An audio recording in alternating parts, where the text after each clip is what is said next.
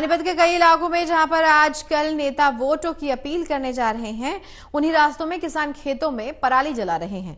ये मंजर जिले के इसराना हलके में आप देख सकते हैं, वहां पर नजर आ रहा है। और उन्हीं रास्तों में आपको बता दें कि खेतों में पराली भी जल रही थी, जहां से मनोहर लाल का रोड शो निकला है।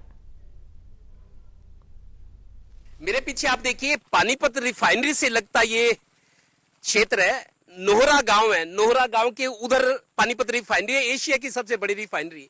और ये हल्का है इसराना।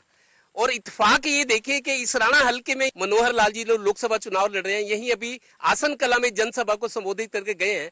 हम भी जब नोहरा से इधर आसन कला और आगे गए, इसराना हल्के में बहुत सारे खेतों में गेहूं के अवशेषों को आग लगाई। आप देखिए धुआं किस कदर उठ रहा है। इस तरफ देखें, उस तरफ देखें, बहुत सारे ऐसे खेत हैं जहां पर अवशेषों को, गेहूं के फानों को आग लगाई गई है। और आपको ये बता दें, आप यहीं के रहने वाले हो आसपास के, 2016 में एक हादसा हुआ था, फानों में आग लगाई गई थी। एक कोई लड़का था, अपनी माँ को लेके मोटरसाइकिल पे जा रहा था, आगे धुआं आ गया और उसकी बाइक ही उसमें आग में गिर गई, दोनों जल के मर गए थे। उसके बाद बहुत सख्ती हुई, सरकार ने करी, डिप्टी कमिश्नर साहब ने करी, सब ने करी, लेकिन अब लोग फिर वही पुरानी आते हैं, चारों तरफ देखो आग लगा रहे हैं इसराना हल्के में। जी। सर, सरकार ने तो काफ़ी कोशिश की है कि ये बंद किया जाए, पर लोग मानते ही नहीं है। किसान लोग काफ़ी बहुत जोर लगाया है। डीसी साहब ने भी पीछे आदेश दिए थे, भाई फानों को आग नहीं लगानी है, बल्कि सैटेलाइट के द्वारा भी इस पर नज़र रखी गई थी, पर नहीं मानते लोग। क्या करें सर, ये गैर जिम्मेदारी है। वोटों का तो लोग इंतजार कर रहे हैं कि वोट डालेंगे, हम किसको डालेंगे, उनके मन में है, लेकिन अपनी जिम्मेदारी नहीं समझ रहे किसान भी। सर समझनी चाहिए जिम्मेदारी, बिल्कुल। दूसरा, प्रदूषण भी फैलता है और साथ वालों को भी दिक्कत होती है, आने जाने वालों को भी दिक्कत होती है। धुआं लगता आँखों में, देखने में भी अच्छा नहीं लगता। देखने में अच्छा नहीं लगता सर। हम तो ये कहते हैं सर, मानना चाहिए, डीसी साहब का देश है, सरकार का आदेश है, उनका आदेशों का पालन करना चाहिए, तभी अच्छा रहेगा जी।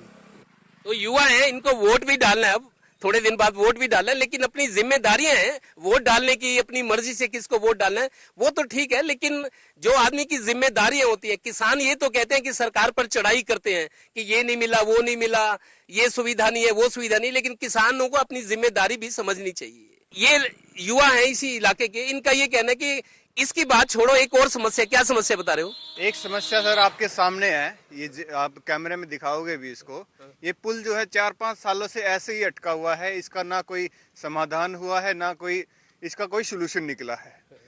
इसका सीधा रास्ता जो है ना पानीपत जाता है। हमें जो है ना, जो कार लेके आते हैं यहाँ से तो निकल नहीं सकते, दूसरी साइड से जाना पड़ता है। वो भी अब रास्ता खराब हो चुका है, बड़े बड़े ट्रक जाते हैं, बसें जाती हैं, इतना घुमा के लगभग 4-5 किलोमीटर का पड़ता है। लेकिन ये जो है ना, इस पे कोई ध्यान ही नहीं है। इसका काम बंद पड़ा है इतने सालों से, ना फाटक भी इसकी बंद कर रखी है, नीचे से बाइक निकलने का रास्ता बारिश में वो भी बंद हो जाएगा। आजकल नेताजी वोट वापी भी गए हैं वोट मांग के, इनसे सवाल क्यों नहीं करते? जो यहाँ के चौधरी हैं, जो मोजीज लोग हैं, जो सरकार से जुड़े, सत्ता से जुड़े हैं, उनसे सवाल पूछा आपने, क्या करे? 5 साल में ये पुल नहीं बना सके आप। सर ऐसा है, नेताओं का तो ऐसा है, कोई भी हो, सब जो है ना अपनी राजनीति सीखता है, लेकिन कार्य की तरफ जनता का ध्यान ना हो, ये बड़ी बहुत समस्या वाली बात है। जनता ही कई बार ये चीज़ें इग्नोर कर देती है, क्योंकि वो नेताओं को ये समझ लेती है ये सिर्फ खाने के लिए बने जाते हैं। ये जनता को थोड़ा जागरूक होना पड़ेगा, सवाल करना पड़ेगा, आवाज़ उठानी पड़ेगी।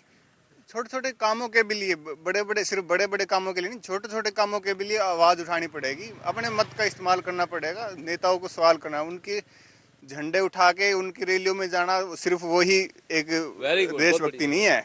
लोग सरकार से सवाल करो उनके कामों के लिए, आपने किया क्या है, क्या करोगे और क्या चल रहा है, इस बारे में हमें सवाल करना चाहिए। ये युवा है, जागरूक युवा लग रहे हैं। इनका ये कहना है कि अब वोटों के दिन भी आगे, नेता आपके बीच आएंगे, उनसे सवाल पूछना, क्या क्या जिम्मेदारी थी, किस तरह से निभानी थी, आपने किया क्या, तब हमारा वोट मिलेगा। सहयोगी श्रीनिवास के साथ देवेंद्र कथोरिया, टोटल न्यूज, गांव नोहरा, इसराना हल्का।